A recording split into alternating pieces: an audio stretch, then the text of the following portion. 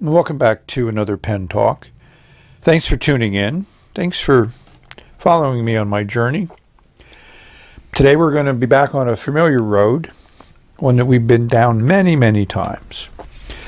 Those of you that have been lucky enough to buy some PenBBS pens from Benini on Etsy, you may recognize the package.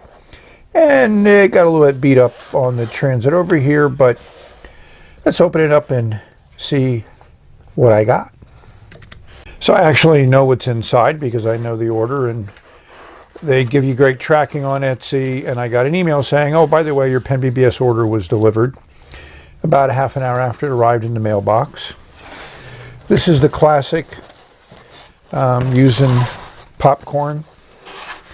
I wish they would use something more biodegradable, but that's what they do. And here we have a 480 in Moon River.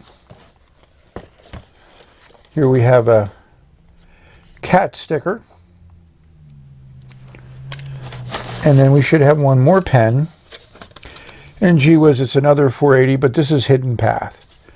So let's open up these boxes and take a look at it. There's nothing else inside. Sometimes you might find another cat sticker, but you don't.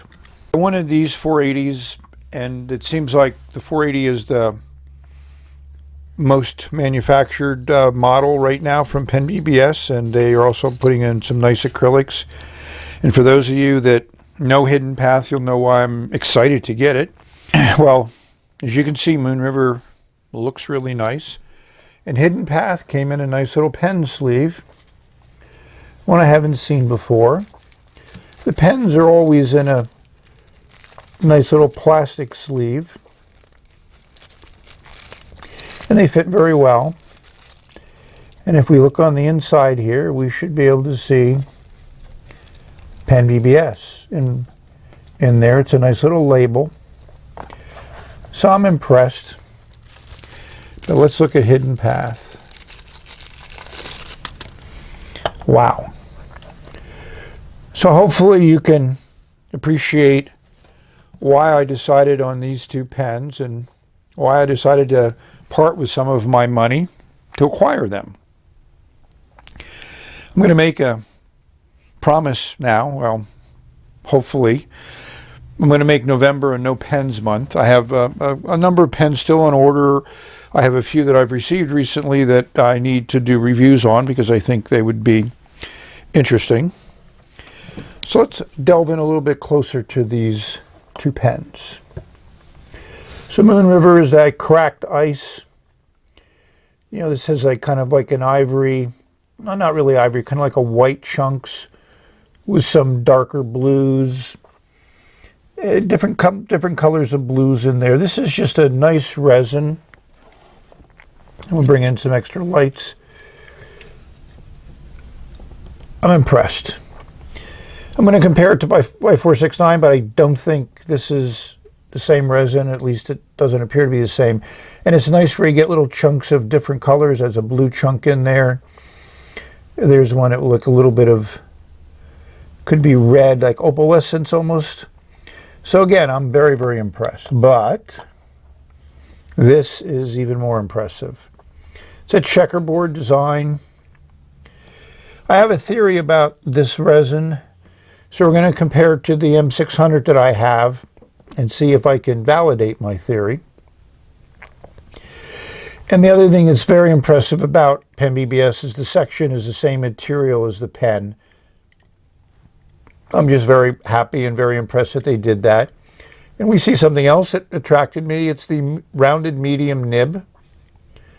So, plus. In case I haven't mentioned it, here's the buy I did on Etsy, so you can see what I paid. And you know, these are a little bit higher end than other PenBBS models, but I think the unique nature of these pens make it a very worthwhile buy. And I just noticed on the other side of the sleeve is that interesting little design element. I'm certain somebody can say what this is. Bamboo, I don't know. Is that a flower? Impressive. 469 is not Moon River. I think this is another one of those cracked ice ones. I think this is Sea of Ice in a 308 and a 456. But this is just a little bit more impressive for my view. And those colors are very nice. I'm going to flush these out and see how those medium nibs work. This is the 469, which is actually the color 82, which is Dust Mist. So this is an 81, and they are not at all similar, but I do have a pen rest in Moon River, and it does really match up well with the pen. So I'm happy. Here I have the 480s disassembled, at least as far as I'm going to go for now. The medium nib would not come out of the nib assembly, whereas the regular PenBBS nib came out easily out of the nib assembly, and I pull it out with the nib assembly still in the section. I'm not pulling the converters apart. I've done that before. No need to do it again. You know, I flushed, cleaned, and did everything to make certain that the feed and nib are ready to receive ink. Out of the last 4 PenBBS pens I got, this is the only one that I couldn't pull the nib out with relative ease. I do try to pull it out after I've done my my cleaning, which is soap and water and a little bit of ammonia solution, followed by a water rinse, and then I try to pull it out. And I think the water tends to get in between the feed and that assembly and allows it to pull out easily, but I can't get all of them out. As most of you know, I really love PenBBS pens for many, many reasons.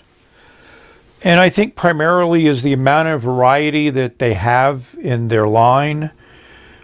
You know, all the amazing acrylics that they use and the different models that they have, which all have certain characteristics which I find very functional, very practical, and lend itself to the model of pen that they appear in. So here we have 3 sections from 3 different pens, which I would call the classic cartridge converter models. This bottom one here, Frostfire, is from a 352. And I just want to call attention to the way the threads are done, where the section joins the barrel. The threads are fairly similar. I haven't tried to swap these things out, not something I desire to do. But you'll notice there's no O-ring on the 352. The O-ring on the 308, which some people call 266, is at the beginning before the threads, which is also on the 323s and the 267s and the 456s and the 355s. And I think this is the optimal design because, to me, if you're going to eyedropper a pen or use it as a piston fill or vac fill or draw filler, to me, the O-ring here above the threads will minimize any ink seepage into the threads itself, which I think aesthetically looks better in the pen. And then the 480, for some reason, they decided to put the O-ring after the threads, so you will get some ink seepage into the threads. On all these pens, on all of my pens, and I will stress that, all of my pens, I use silicone grease on all of these threads, whether I eyedropper or not, because I think the silicone grease just makes the threads feel better. It reduces friction on the threads, which could be a source of stress and eventual breakage, so no reason why not to put some silicone grease on it. I'm a firm believer in being safe rather than sorry, to err on the side of caution. You know, I put additives in my gasoline. I find them to sometimes work good. My latest car, my Subaru, they don't seem to have as much of impact as they did on my older Passat, but they work. Give me a little bit more extra gas mileage, and the additives actually pay for themselves, and hopefully I feel I get longevity. But I got, 250,000 miles on my Volkswagen Passat, so I'm very happy about that. And obviously I have 3 different nibs here. Here I put a Moon Man in the 352. This is a left oblique Jinhao carved ground by Mike. And there's your standard PenBBS nib in the Moon River 480. We're going to revisit again the use of O-rings on sections. So the 480, as I mentioned, has that O-ring beneath the threads. And here's another example of an O-ring beneath the threads. This is a Wingsung 626, but this is also the design that a lot of platinums and sailors also use, with that O-ring just above the section. So what these two have in common, besides the fact that this one's not considered an eyedropper because of this metal section here, but when you tighten down the barrel, the threads work fairly well, and then at the very end you get a little resistance as the barrel tightens up against that O-ring. And that O-ring is also going to limit the barrel possibly working itself loose or unscrewing, because it provides friction and a nice seal. But the 352 that PenBBS made had no O-ring on it. So you're wondering, why is that the case? And to me, you can see the barrel, the blind cap or the end cap just unscrews, and there's that loose metal ring. Most other pen makers would have glued that on and therefore sealed the barrel and made the pen more appropriate for eyedropping. I mean, you could still do it, you just don't want to unscrew that barrel, or have that barrel unscrew itself, which I've not had, but anything's possible. But I just find it just intriguing how they engineered different designs into pens, and I like figuring out why they may have done certain things with different models, and hopefully you may now understand that a little bit better too. So these are two pens with an acrylic that I feel needs to be compared, and we're going to do that. This is the Moon Man M600S, the green one on the top, and below it is the Hidden Path PenBBS finish. And this geometric pattern of these rectangles and circles, that random type of pattern is in this acrylic. I'm impressed. I enjoy it. This M600 has been inked up and in use since I first got it. It's a workhorse of a pen. And one of the things that to me sets off PenBBS from many other pen makers is the fact that their section is the same material as the barrel. There may be different schools of thought on that. I mean, obviously this black blind cap here matches the black, and also on the top of the cap is a black element, you know, that finial. But having a pen all made out of the same material, I find to be just one level up. You know, with these Moon Man models, they can mass produce this end cap, they can mass produce the section, mass produce the finial at the top. That saves money. But when you need to use the same material throughout the pen, that requires a lot more components in your manufacturing cycle. And I got to give kudos to PenBBS for doing that. You can make your own judgment as to whether that's something that you like. I think it's time for the LED to make its appearance. So the Moon Man certainly has a decent amount of pearlescence in it. And to be honest, I really do enjoy that green color. I'm not so much a fan of these contrasting colors in the Hidden Path. I do like the brown there. To me, the white is a little bit too stronger of a white. I like to be a cream, but then I'm not a pen designer. I'm just a pen user and a pen aficionado. Let's see the translucent properties of these resins. You know, there's certain parts to this finish that are more translucent, and that's the same with the PenBBS resin. So I'm intrigued as to how this resin is actually made. My first thought was this is a sheet which is rolled into a cylinder. If they do that, they hide the seam extremely well. And I've reset everything. If you look at this as a poured solid rod, it's just hard for me to visualize the way that these geometric elements and patterns are arranged and how they could be done in a poured acrylic. I'd certainly welcome any comments from any of my viewers who may have a little bit more information about how this amazing resin is done. Parker did use this resin in their dual folds in the early 2000s. Unfortunately, I've not been able to acquire one. I certainly would like to compare it to these resins. What ink do I want to put in Hidden Path? Decided I wanted a brown ink and an ink I haven't used before, so this one fit the bill. The color card obviously shows it as being brown, on the dark side of brown. And the chromatography gives us a little bit of an interesting color mix. You know, it's kind of pink a little bit, I see. Obviously yellow, some red, and then some blue. So I try to get the light in there. So let's see how it looks on paper. So one thing that I enjoy about the 480 is its classic shape. Pointy ends are good.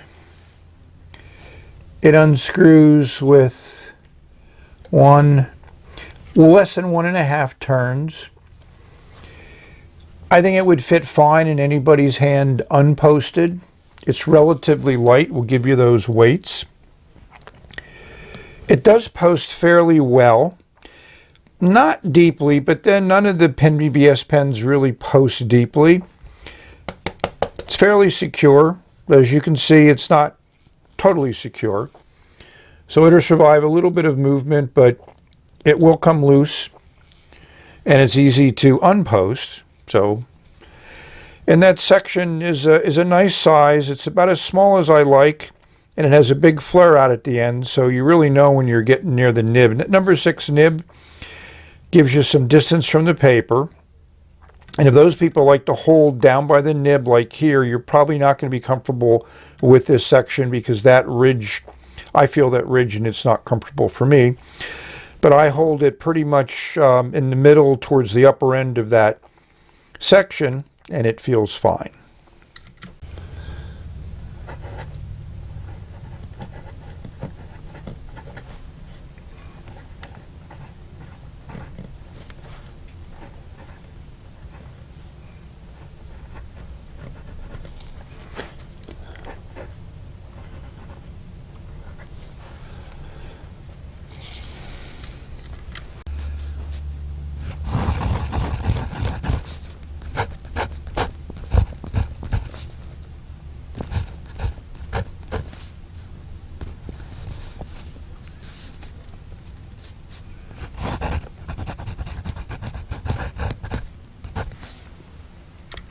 So this writing was done with the microphone next to the nib. So hopefully you've heard it.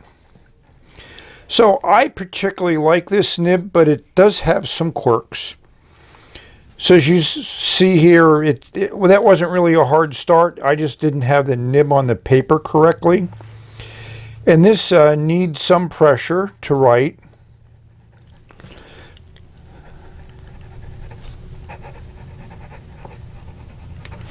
So with a light hand, you know, here you're doing a fine line, but then I have the angle just right.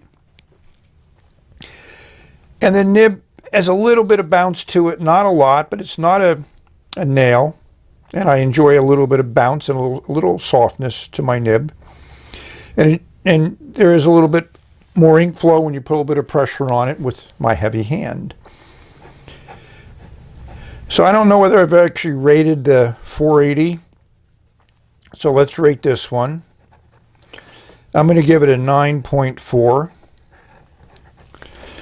I mean, I'd give it a 10 for the finish for that incredible acrylic. The nib, I'm going to do some work on it because I think it might have a little bit of baby's bottom. I'm not certain about it, but one of my viewers pointed that out, that could be an issue when I have this kind of hard starting. It's not apparent to the eye, but then we'll see what that'll do, and let's see how it improves the writing. See, ask what I do to smooth the nib or to take off baby bottom is I use this emery board, nail board, whatever you want to call it. They cost $1 US here if you go to supermarket or pharmacy or something.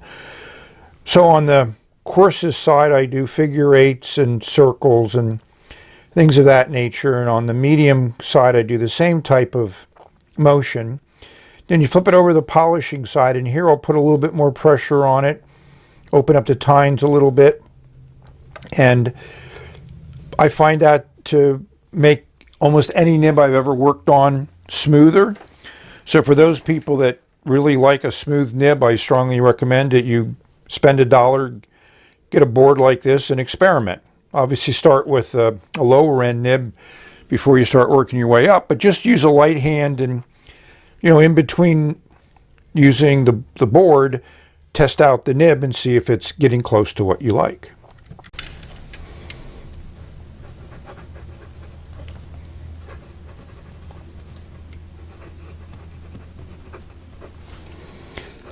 It's definitely smoother, but it's still sensitive to angle more than it should be. Well, it's less than it was, but certainly not removed all the time.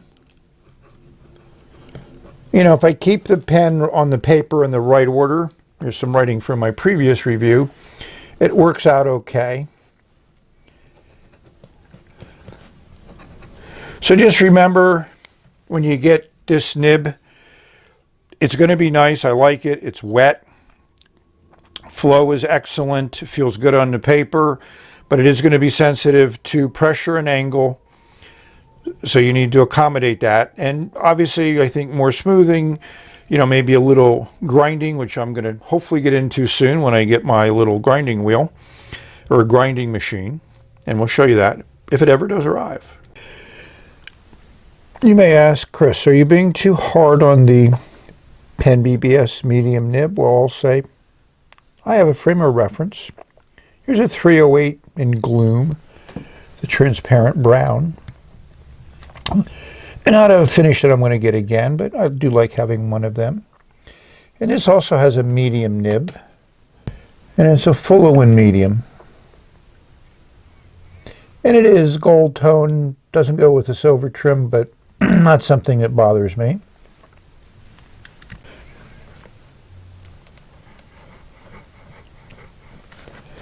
I mean, this nib writes all the time, every time. It's not sensitive to angle as I rotate the pen around. Got to keep the nib on the paper. And this is super smooth.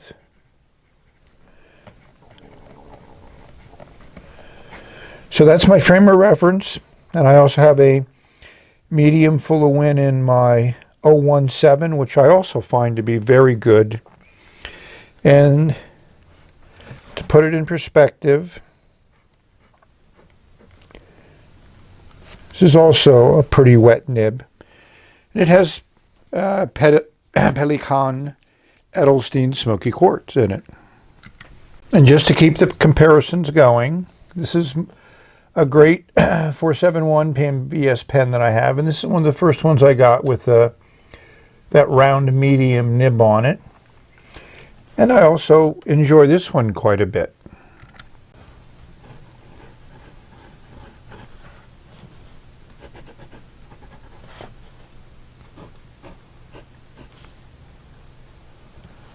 This one also writes first time, every time. It's not sensitive to angle. So the nib in the 480 is not up to the standards that I'm used to with the round medium nib in a PenBBS pen. So I'd be remiss if I didn't go through my detail.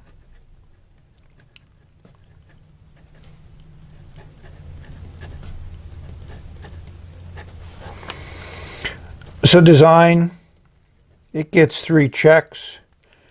Engineering, it gets, we're going to give it 3. Build is 3 also. Writing is 2. The look is 3 checks. And the value, I'm going to give it 2 checks because this is at the high end. And as just for a writing instrument, you can spend $10 US less and get another $4.80. I don't know how often they put in that round medium nib, but if you're fine with a regular BBS nib and you like this pen, then you can spend less money. Obviously, I felt it was worth for me to invest a little bit more money in this amazing acrylic. Well, we've reached the end of this video. So thank you for watching.